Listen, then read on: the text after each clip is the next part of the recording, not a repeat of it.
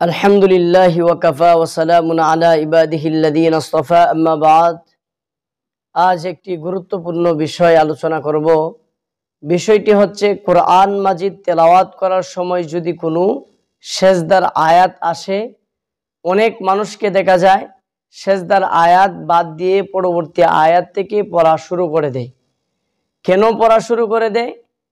যদি সেজদার আয়াত পড়ে তাহলে তার কষ্ট হবে, এই জন্য সেজদা দিতে কষ্ট হবে, এই জন্য সে সেজদার আয়াত বাদ দিয়ে দেয়।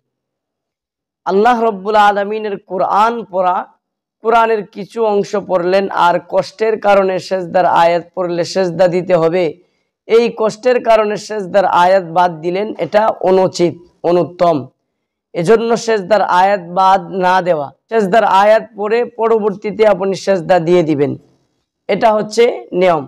এজন্য কোনো ব্যক্তি যাতে সেজদার আয়াত বাদ না দেয়, সেজদার কারণে সেজদা দিতে হবে এই ভয়ে সেজদার আয়াত বাদ না দেওয়া।